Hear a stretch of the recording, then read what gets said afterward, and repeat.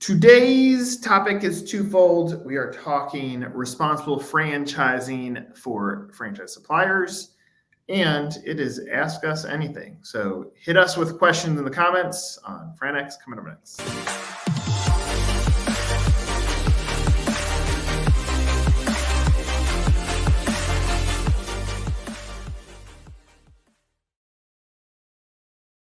Oh, this one's going to be a fun one. I'm excited for today's topic. Okay, so the buzz term in franchising, the bullshit buzz term, I'm going to hit it over the head right at the beginning. This term called responsible franchising. Doesn't seem like anybody's really doing responsible franchising, but that term has popped up. Today, I want to turn that over to the supplier side, and I'll just start with a general question. Brent, you can go first. Are franchise suppliers living up to responsible franchising? What is the good, the bad, and the ugly? Oh man, it's probably the same as any industry, right? There's good, there's bad, there's ugly. There's some that do, there's some that don't. So it's interesting, right? Like I had a company that was a franchise supplier, and we went through a rebranding process 5-6 years ago where we wanted to figure out what we were. And our staple, right, our flag in the ground was that we wanted to be ethical. So we became the ethical franchise sales solution. And so we went through this process of figuring out how do we actually do that and live up to that. And I think it's interesting. The question then becomes of, well, how do you not, right? How do you be irresponsible as a franchise supplier or a Zora or a Z or anyone? And we went through this process to dig in, and what we learned was there's this, and it's not just franchising, but there's a process, and it's become a social phenomenon, and it's called ethical fading, right? And what ethical fading is when a group of people make unethical decisions that they believe to be ethical. And so we had to figure out how not to do that. And it was interesting to kind of look at our industry through that lens of, well, where is that happening and how does that happen? And I think, as I looked at it, it happens a lot, right, from a supplier standpoint. Charles, you probably see a ton of it in things like, well, let's put this P&L in this item 19, but we need to remove this expense and that expense because of this or that. Justifying a decision, something that was binary, it was a yes or a no, but they convinced themselves that it was still a good thing to do or the right thing to do. Or even as an example, as a franchisee, most recently, and a supplier to that, here's another example, right, of ethical fading and of what I've seen in the franchising space. This particular franchisor said, look, we handle all of the design for our franchisees. And it was all in their marketing. It was on their website. And we got in there and we realized they don't do that. And what happened is they used to offer design. It failed. They said that they were in the process of rebuilding that as a support stream for their franchisees. So let's advertise it and let's talk about it, that we do design. And the whole franchisor had convinced themselves that that was a true statement to put on their website, that they provide design. And so this is a very common thing that we see too on franchise websites of ethical fading and of people thinking that it's a true statement, but it's actually not. And so when we looked at it, and the final thought was, well, how do you even get there? How do you end up with this culture of companies that are irresponsible or unethical? And as I looked at it, almost always starts and ends at the leadership. They set a tone of, well, let me convince you on this. And because they're the leader, people follow suit. And it's usually what the real symptom is, or the real cause of it is a short-term focus in franchising or running a business. We just need to sell this 1 or 2 franchises to these people that don't fit, and then the next 10 will be the right decision. We'll say no after that. And it's usually this short-term focused on getting financial results, and what that costs is long-term reputational longevity. So very long-winded answer, but it's something that we went very deep into a few years ago. And it's not just franchising, it's any company, but this fascinating social phenomenon of ethical fading is everywhere. And it's in the franchise supplier community, and we see it every day. Charles, your viewpoint? No, I love that, Brent. You're identifying the issue, right? Ethical fading, or in the green world, it's greenwashing and all this. So that, and it again, it is every industry, so it's nothing unique to franchising. And I think, Brent, you hit it exactly right. It's short term versus long-term thinking. Short-term thinking may not align with long-term values and principles. I'm always fascinated, and I don't exclude myself. We all believe certain things, and from a culture standpoint, but companies that are out there that are promoting this responsible franchising, and some are and some aren't, but the ones who aren't, I don't even know if they are not in the ethical or responsible camp. They may think this hard charging or whatever approach is responsible. So, I mean, it's all again, these are all just buzz terms. I like to believe what Brent's point of view, core values, culture, long-term thinking, and the reality that it all comes down to one thing, which is the profitability and success of franchisees. So if you could put everything through the prism of my obligation is to make my franchisees successful and achieve economic results that align with what I'm offering, then that's responsible franchising. And to Brent's point, so that may mean the detail on the item 19 and not taking out a certain expense structure and owning the opportunity you're offering and focusing on the long term. So it just comes down to making your franchisees successful. Okay, park that to the side because we want to hit the topic of our suppliers being responsible. Charles, what is your take on that? Well, I'm not going to go into my whole little pet peeve items, and yes, you will. Whenever you say that statement, you start going through it. So go ahead. So, this is something that keeps me up at night because you always think about what more could I have done, right? So every one of our clients, when we're onboarding a client and having a conversation, for me, the most important thing I'm evaluating and to see if they'll be a good fit is, do they align with what we focus on in terms of a 5-year vision? And if they don't, in terms of how we need to build up organically, how you need to build up your infrastructure in a parallel state, if they don't, then that's a red flag and a reason why we may decline working with a client. So, but are there suppliers that are being responsible and ethical? No, but to the earlier point, is that unlike any other industry, do they even know it? And are they just short-term selling products and services that are not going to help? And then my question becomes, this live stream or YouTube channels, as a franchisor, if you're not working with a responsible supplier, sort of shame on you, no? I disagree. Let me disagree with that last statement. Then I'll say mine.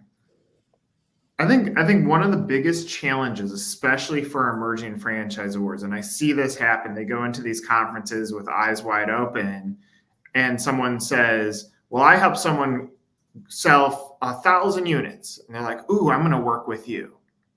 And so the emerging franchisor doesn't know how to cut the deck. And so they just go into the trust zone because you assume you're at a franchise conference that you should be able to trust everybody that's there. And it's not a wrong assumption. It makes sense. You're at a networking event, whether that's put on by an association or it's put on by some group. You should be able to trust the people in that room are ethical and they're going to help you grow your business. But I could go back to the New York Franchise Expo and look at the amount of suppliers there that I would disagree with them on whether they're doing things ethically. Take franchising your business, for instance. There are many of options to help franchise your business. There are better companies that help franchise your business than others. But there are ones that say, "Ooh, we're going to franchise your business and you can sell. And look at all the brands that we've helped grow. And here's an example."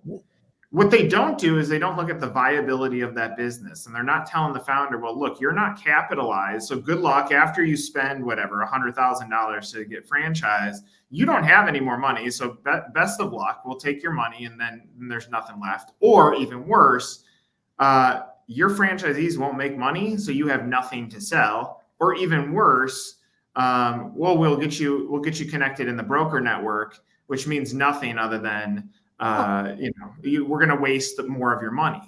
Well, and so when I think about the term responsible, I think money is the tail. Unfortunately, in life and business, and it is, I don't like that I feel this way, but money is the tail that wags the dog.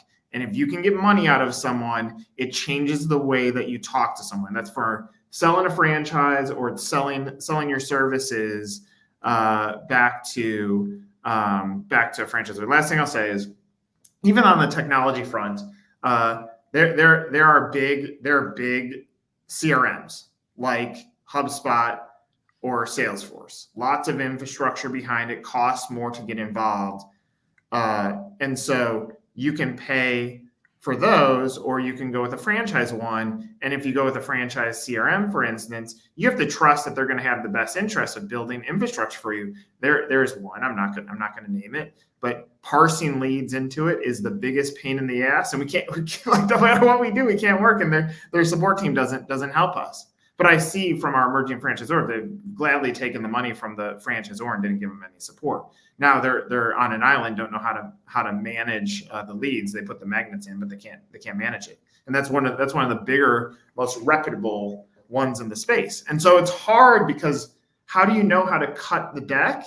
And at the end of the day, when everybody's chasing money, they'll tell you whatever you want to hear. Yes, I've sold 1 billion franchises in my life. I'll help you grow yours too, without looking at the basics. So I don't think there's a solution to it, because this is just, it is what it is, unless it was regulated. But we're using this buzz term. I think we're stealing money from human beings right now, on both the franchisee side and on the franchisor, in my opinion.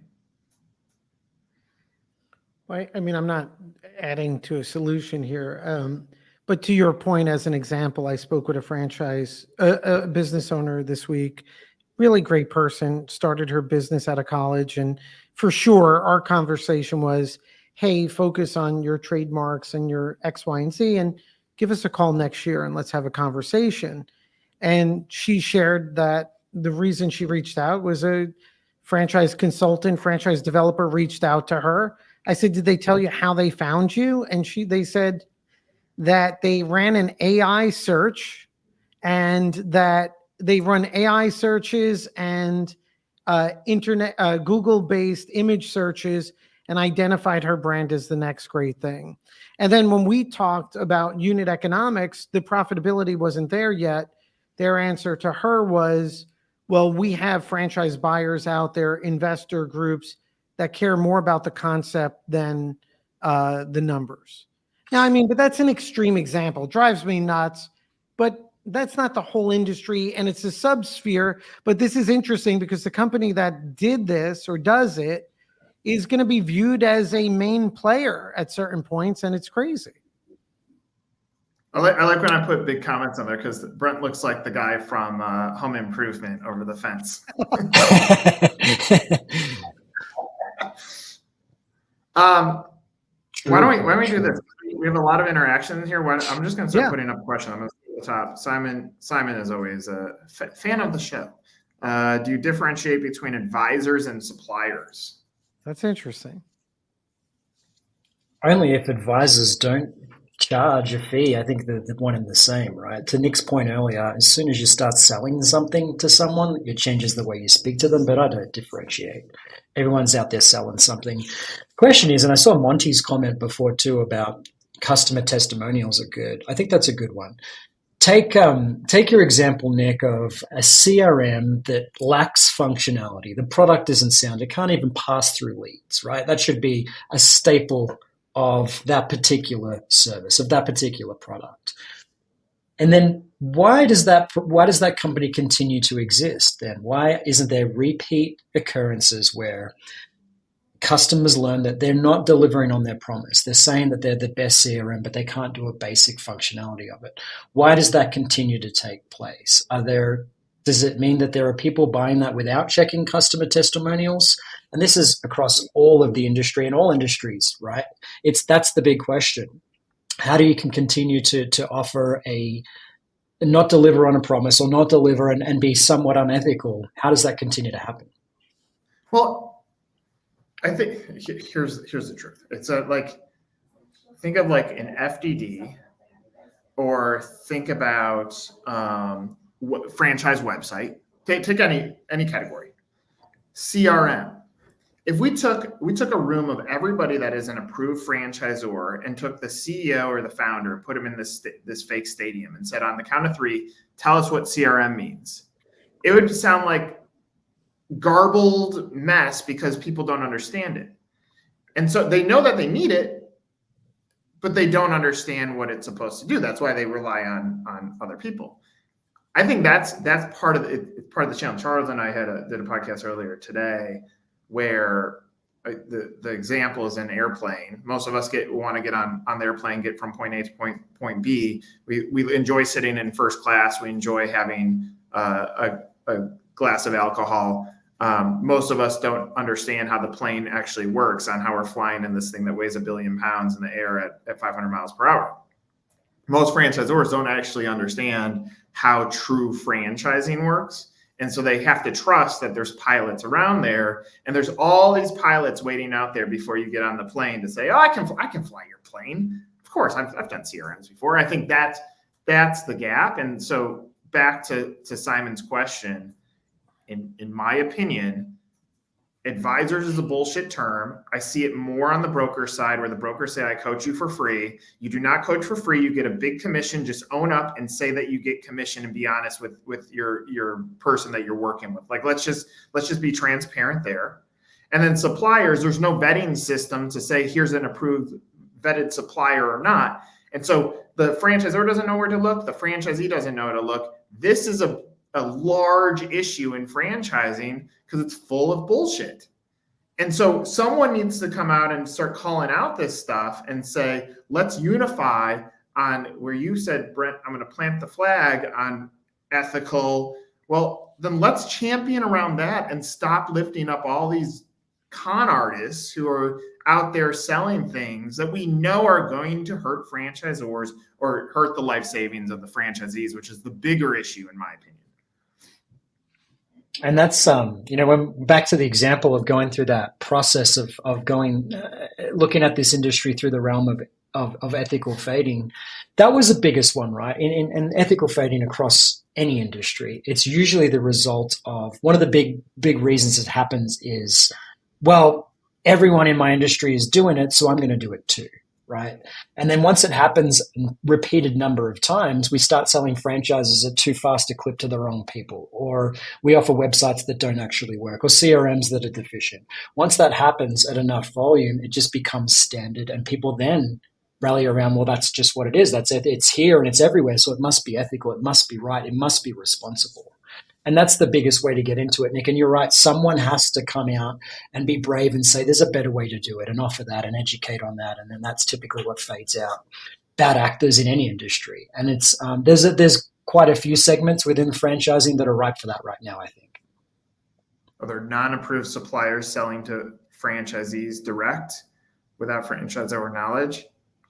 100%. Actually, I talked with a brand. I'm going to leave the brand name out this week, and she goes, I'm pissed. She's like, there's a broker network. I fired them. They were not selling our brand ethically. And I called them recently because my logo's still on their site, and that means they're still pushing my brand. And what they're doing is they're not only pushing my brand. Once they get a candidate, they're saying, here, I have another brand for you. So they're using my brand as a hook. Mm-hmm. There's yes. Any other comments on that? That happens on the supplier network side too. So we had to ask a company to take our law firm logo off their development company website, because they put like, hey, companies we work with, and put our logo. The implication being, if you hire them, somehow there's an affiliation or connection there. And I think, look, the bigger issue, because I'm sitting here trying to figure out, why is this becoming such a big deal? This whole responsible franchising thing. And to Brent's point about ethical fading, and I think the genesis of the issue is people want to use the term without creating the guiding principles. So if as an industry, everyone wants to hashtag ethical or responsible franchising on LinkedIn, all for it, go for it, but then put down guiding principles of, here's the ethical franchising principles for suppliers, for brokers, that are going to be our guiding compass, right? And then otherwise just using the term and the phrase, it's kind of meaningless. Let's throw up another one. How can you test for ethical behavior? That's the big question, isn't it? It's so hard because it's certainly like if you're sitting there working for a franchise supplier, if you're an employee or an employee of a franchisor, that's $1 million question. Have you bought into the leadership so much that you're missing really important things? And that's what it really comes down to. You need enough employees because again, usually it starts with leadership and ends with leadership, but you need enough employees, you need enough people within those organizations to raise their hand and say, hey, this isn't right. What we're doing here isn't right. So I don't know about tests, but I think that the solution to it, how do you solve for it, must come from the ground, usually comes from the ground level, and it requires employees or followers of those companies to be brave and say this isn't right. Well, I think there's two sides to this. There's the ethical franchising, selling of franchises to franchisees, and there's ethical supplying franchisors with ethical services. The issue on the franchisee side, on ethical franchising, as long as there are broker communities that will sell franchises to people that don't align to brands are too much of a carrot in front of your face. Like selling franchises, like there's nothing that excites us more in franchising. And as long as we're willing as franchisors to say yes to the wrong candidate coming in, I don't know that we'll ever really get to responsible franchising. The reason it's going to bubble up to the top, and I think the topic's going to get hotter and hotter, is when the con artists start using the term responsible franchising, and there's this conflict that's happening with those around them. That there's some people on the periphery that are not stepping up and saying anything. They're quietly saying like, this is not right. The voice has not taken over because they're still in the minority. When the minority turns into the majority saying, okay, enough is enough, like that's where there's going to be a big moment. On the supplier side, I think, unfortunately, it is a pay for play world in franchising.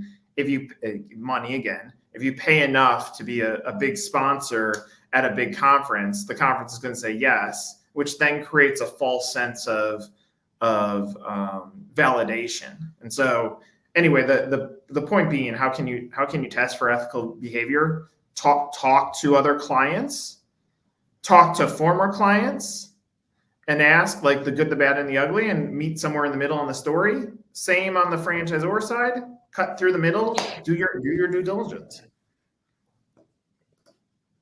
Charles, you can take this one.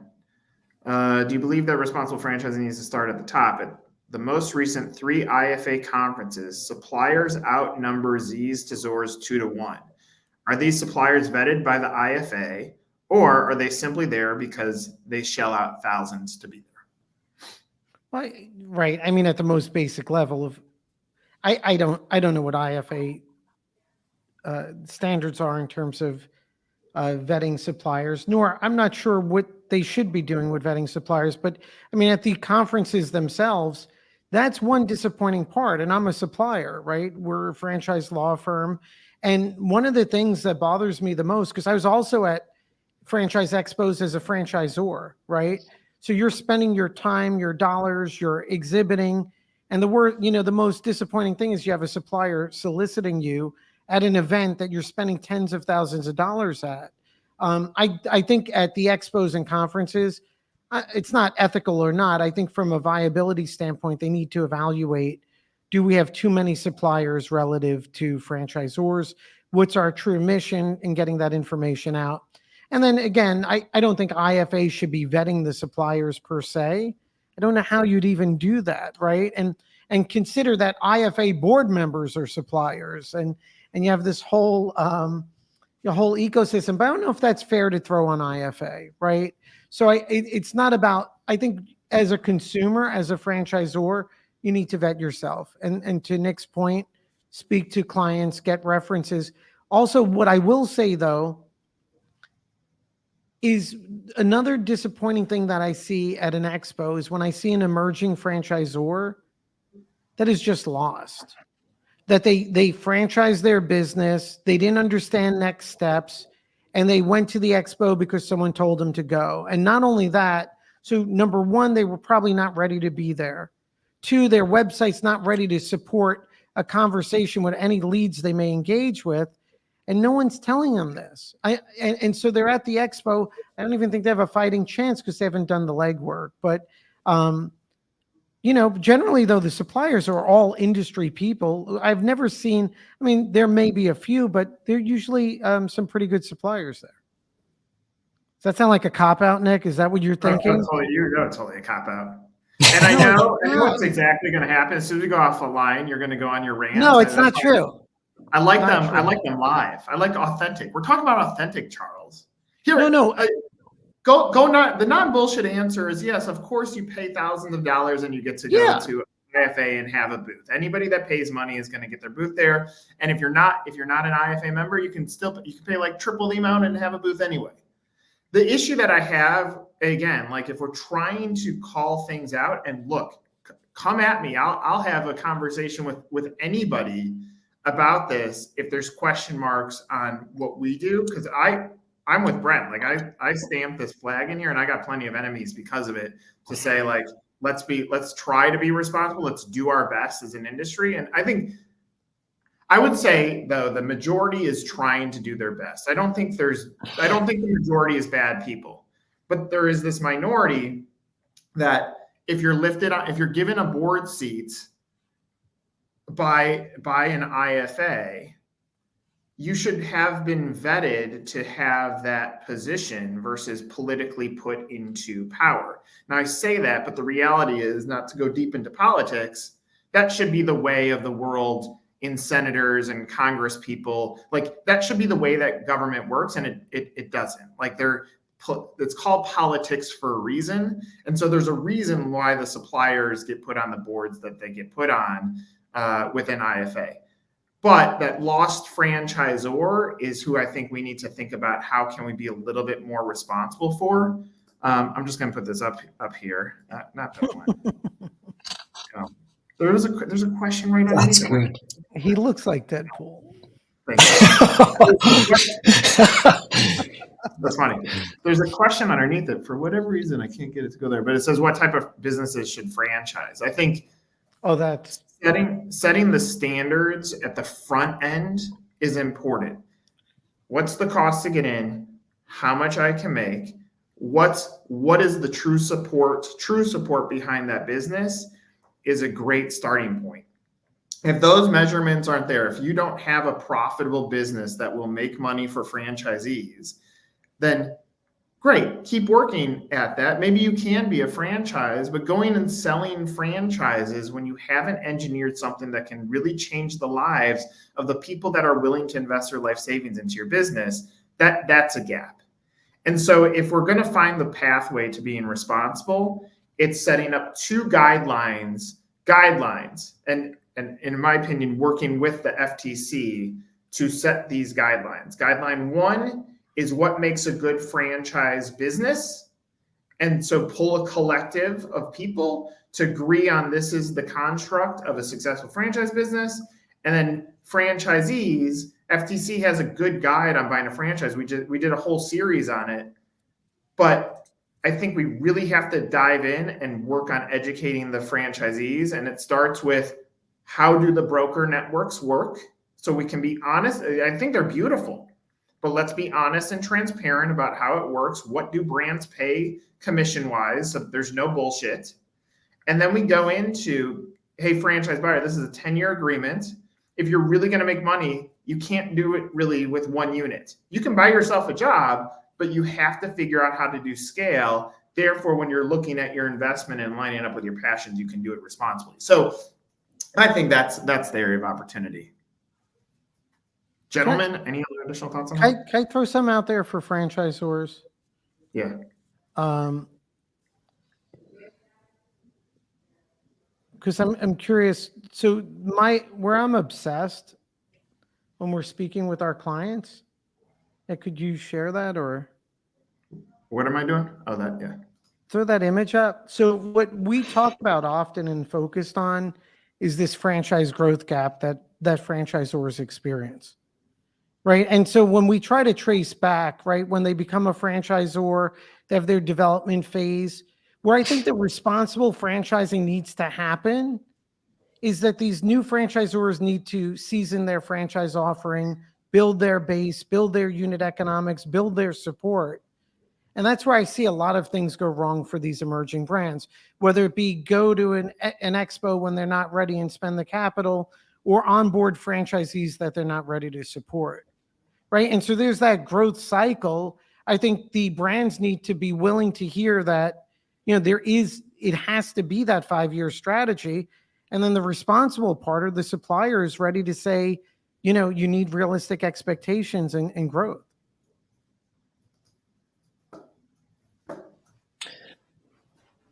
Good points there, Charles. And I think, Terry just made some great points. By the way, you talk about responsible consultants. Terry absolutely is one. We've worked with her, and fantastic if you're looking to buy a franchise. But it's interesting. I think the theme that came across, Aaron just made the comment too, right? Validation. It's doing your own homework. Terry put it in, Aaron put it in, Charles, you've mentioned it, Nick, you've mentioned it. Doing enough homework will eventually weed a lot of the bad actors out, the irresponsible actors. Nick, you're also right. I think the good news is, I agree. Most suppliers as a whole are in the responsible camp, are in the ethical camp. And I think just the way the world's evolved over the last decade or more, where things are becoming more visible, there's more transparency. You can, if you want to figure out if something's good or bad, you can figure it out. And I just think that companies, if a company's lasted 5-10 years in this day and age, it must at least be somewhat responsible, mostly ethical, and offer a decent product. If you've got 10 years of opportunity for your customers to come in and do their own research and figure out that they haven't done a good job, that there's a lot of buried bodies in terms of bad customers, it's just not going to work that way. So I think that the bigger risk, as we look at suppliers, are new suppliers without a track record, where it's hard to do that due diligence. And there's a lot of new suppliers in this industry every year.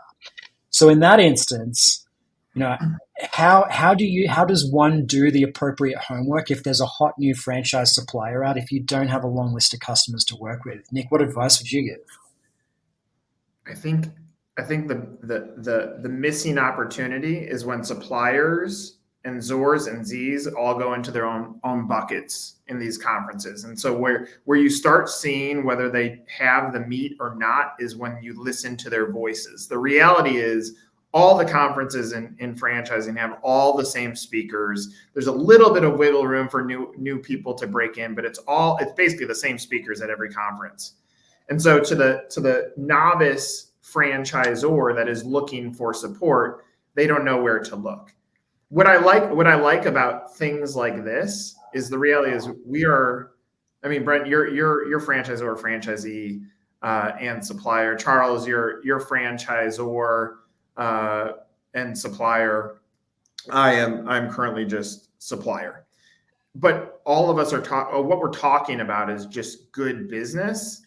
And so when you take, I think suppliers, when you're labeled as a supplier versus you're an entrepreneur, the labeling ends up eliminating some of that opportunity to talk through how you can impact.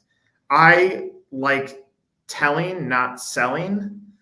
That's my style. It doesn't mean it's right or wrong. It's just my style is to just give away information. And if someone likes what I'm saying, then eventually it will turn into business for us. Those kind of conversations can help you understand who you should trust. Now, at the end of the day, it's all opinion. Like if I sit here and said this supplier is full of shit, they might look at me and say, no, he's full of shit. So then it's an opinion based on who is actually doing it the right way. But anyway, to answer Brent, your question, I think when we eliminate the umbrella titles and put just good people in a room and say, let's try to navigate the biggest issues in franchising, which is franchisee satisfaction and the awarding of more franchises. I think you'll see who really has the potential to impact your business. I've said this many times with marketing agencies, so put us in that category. When they get it right, they tell you how right they got it right. and when they get it wrong, they blame you. I mean, that's how it goes. So when a franchisor fails, it's their fault. When they get it right, it's what we did. And I think that's just life in general, you know. Totally, yeah. I think so. I think, you know, what I did learn, right, when we're talking about weeding out bad suppliers and figuring out how you make sure you've got ethical ones and good ones versus bad. I think the best to do it right are private equity or investors. They're pros. They do it for a living. And I went through a process last year. I sold a company to private equity, and one of the ones I took from that, one of their staple initial questions is, I don't really care about what's on your website. I don't need your catalog. Just give me your customer list from the last 3 years. I need the whole list. And that's what they then run with. They then go do their research. They dial from that. They don't care what's on the website. They don't care what's in the catalog. And I think that was a good learning too of, all right, that's a question that can be carried into any supplier decision of, could I please see your customer list from the last 3 years? Anything longer than that, products probably change, businesses change, leadership might have changed, not really relevant. Last 3 years, customer list is a really good one, and I learned from. I think that's tremendous point.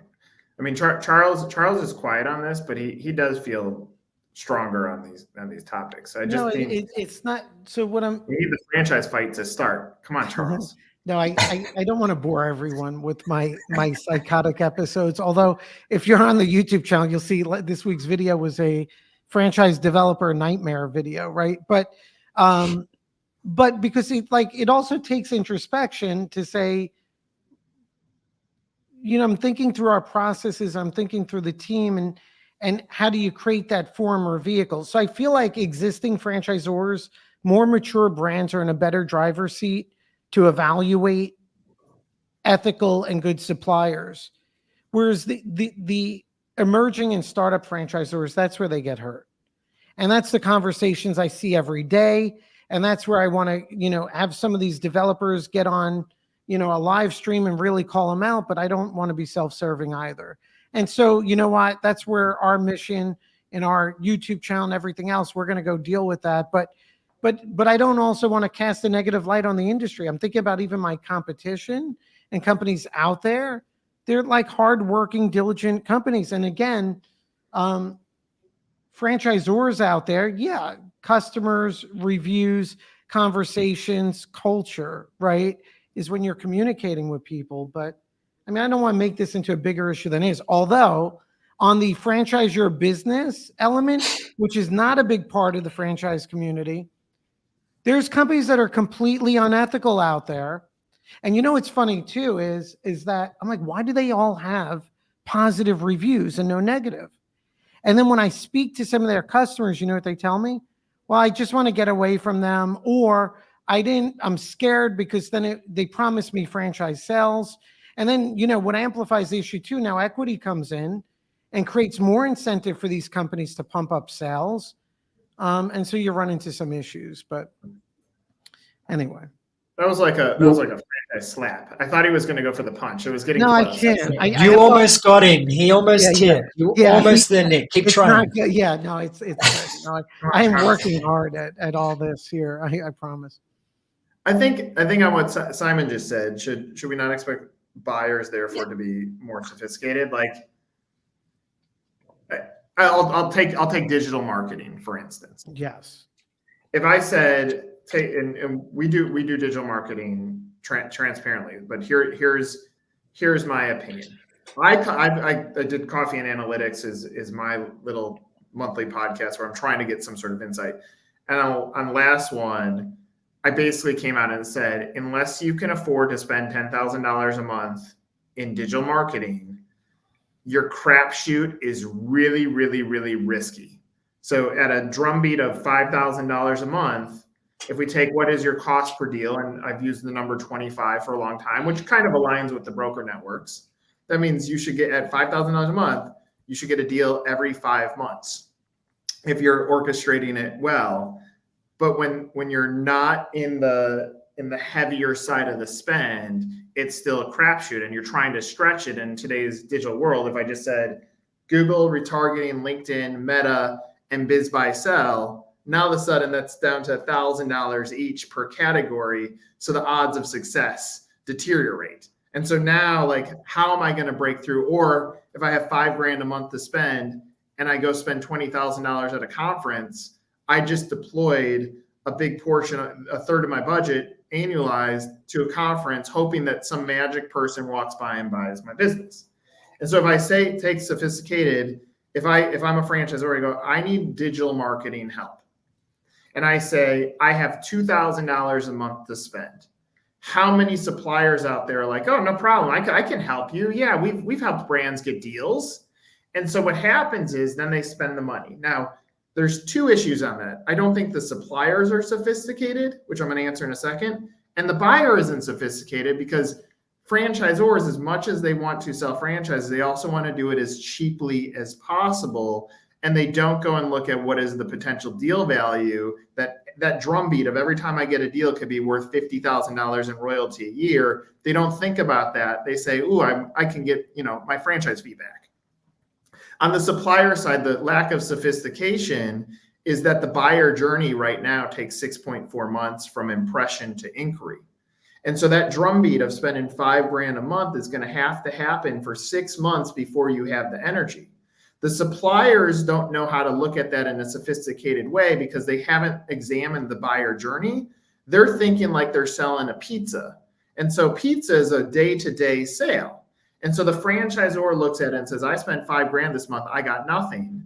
The supplier is not sophisticated enough to say, no, actually you got 300 people to your website, of which 100 people have come back already once. We need to close the gap of what's on your website to give them a call to action to hopefully speed up the process so it isn't 6.4 months. And so there's a lack of sophistication on how digital marketing works for the most complex thing in the world, in my opinion, to buy, which is a franchise. There's a lack of sophistication on the franchisor, and they want to do it as cheaply as possible. And when you align it, it ends up being a recipe for disaster because the expectations will never align with the results. And 6 months later, they call Charles and say, it didn't work. They took all my money. They stole all my money. They didn't. They don't know how to explain to you what you just did on warming up your funnel. And so I take Simon's question and say, in this very specific scenario, that it's a lack of sophistication on both sides. And at some point, if you go zoom out and say, is franchising something that's easy to sell? The answer is no. Is a franchisee sophisticated in buying? No. Is a franchisor sophisticated in knowing how that airplane works? No. And so now you got this giant group of lack of sophisticated when it comes to franchising, not looking at true data, not looking at deal value, not looking at business impact. And that creates the recipe for disaster, where then suppliers are said to be losers. Franchisors are pissed and say, I wasted all my money. And franchisees are buying into these brands without any support. It is what it is. And that's where, I think communicating like this does give us a shot to hopefully break through and impact one human being that says, I listened to this, I get it. Let me slow things down and franchise not on an expiration date of December 31st. Let me franchise at the pace that is relevant back to my business. And let me try to engineer the people that are going to care for me the most, that don't sell to me, that just simply try to give me the information. And then when timing's right, I'll work with those suppliers.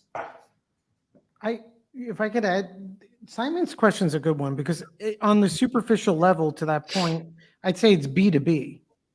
But to your point, Nick and Simon, my biggest frustration is, I guess, where it's unethical or suppliers are giving false information and false expectations. So when someone speaks with us, I explain to them that in those first 2 years, you should only be selling organically and all this other stuff.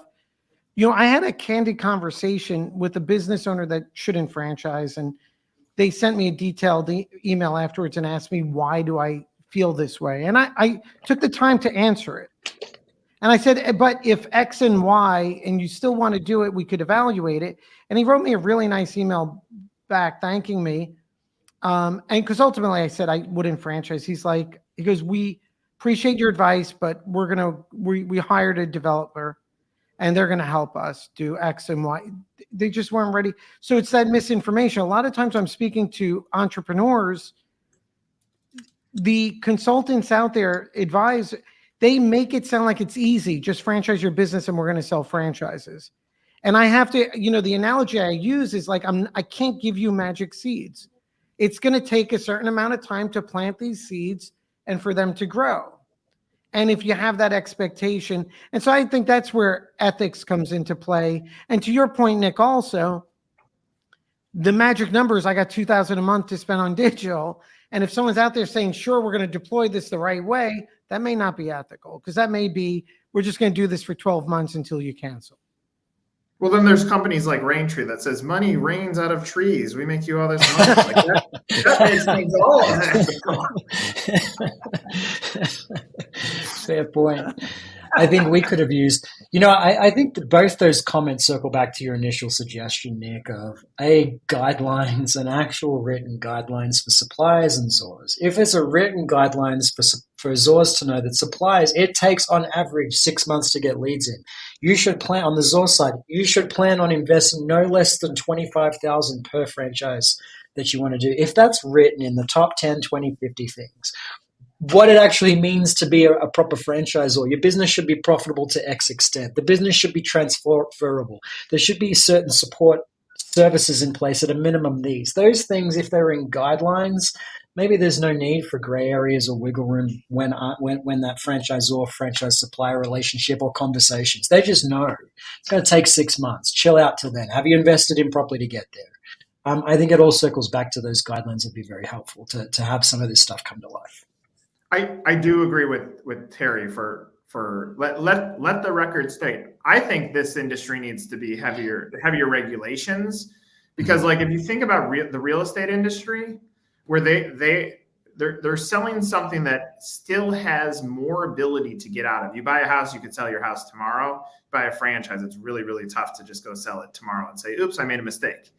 But the real estate industry, the financial advisory industry, two that are basically happening within franchising are heavily regulated. I do think there should be some sort of standard. The challenge is take a CFE that currently exists.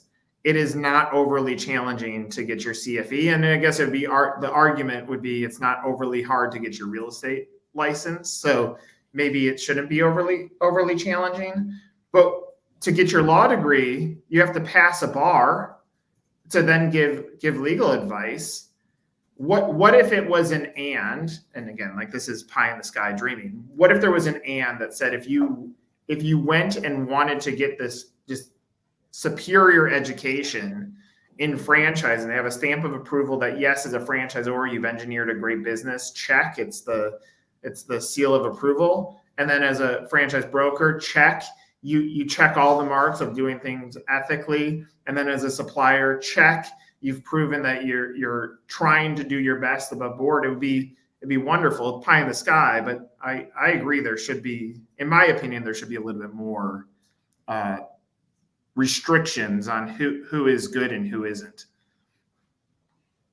And it sounds like, I mean, from conversations we see, it sounds like there's wide consensus in this industry that maybe we should start with the brokers or consultants on some sort of certification or official licensing. Like, for those that don't know, that one's right for it, right? You can literally be a plumber or an engineer, pay your fee to certain franchise consultant groups, and then that night change your LinkedIn title to certified franchise consulting expert.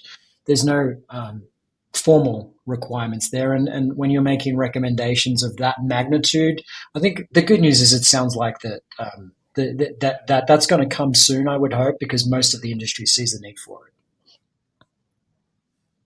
We have great interaction from these comments. We appreciate all of you paying attention. Usually it's moms and uncles who watch this, so it's good. No, the comments are really good comments, and it's actually making me feel good because these comments are coming from the community, right? The franchise community, and so I think as these conversations continue to advance, I think look, the positive out of people improperly using responsible franchising is now it has provoked the community to start discussing, what realistic standards can look like. And I think this is a starting point.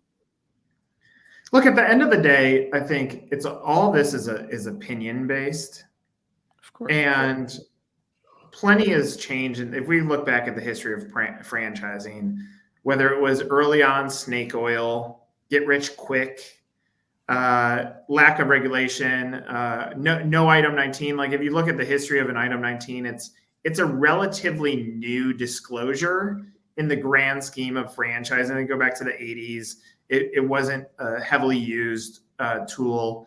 And so all of these things change and evolve. I think it's when conversation occurs, which very transparently, this conversation that the three of us are having, if we go back, I would say pre-COVID, there wasn't really a platform like this for us to even have the conversation, and we would have been denied talking about this at a conference. All three of us would have been rejected. Our proposal would have been rejected. And so now at least we have a platform, and we have a great audience that is engaged in the conversation. And obviously I'm putting all of your guys' comments up here so that you guys feel like you're a part of this. But I think communication and an interest in just constantly solving problems will continue to make this industry better.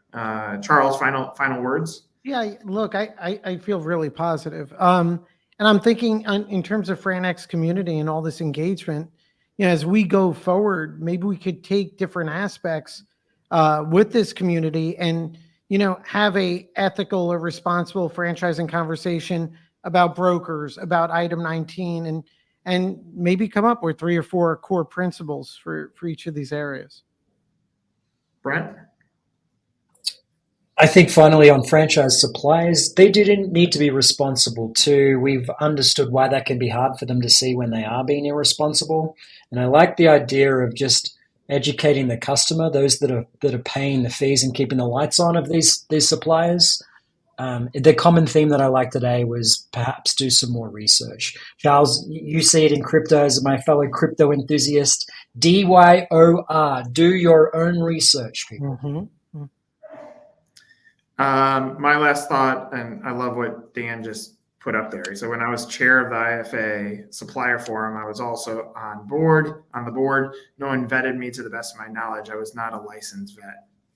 I think at the end of and I have 2 issues with that statement. One is Dan was only good for that group as long as he was good for that group. And the second he wasn't, then he's no longer in that category. And I think that's where let's bet on some jockeys and let the jockeys really help make this industry better. Let's not dismiss them to the side. So if he was put on board, then there should be a reason behind this. But Brent, I love your last statement. Cut the deck. I mean, that's what. Like you could watch someone shuffle next to you and they could be your best friend. Like if I'm playing poker with Charles, I'm still cutting the shit out of that deck because I know Charles is trying manipulate this thing to get pocket aces. So that's the thing in life. Trust but verify. And I think you'll get to Dan's comment for impact contributions. That's how you get an award. So you want to know the magic? There you go. So anyway, everyone, thank you so much for participating. We're grateful for you guys spending your time. Time is money, and money is time, and we're grateful for this. Be on the lookout for this. What we're trying to do this summer got a little bit crazy. Brent's making 7,000 babies. So if there's the summer off, but we're trying to do this every 2 weeks. Look in your email, look online. We'll continue to post this, and the more that you guys want to communicate on this, the better. And I'll throw this out there for anybody watching. If you have interest in joining us in a discussion, or there's a topic that you would like to come live onto here and lead us through that, we would love that too. This is meant to be a community, not just the 3 talking heads. So that's FRANX, another great episode. Thanks, everybody. Take care.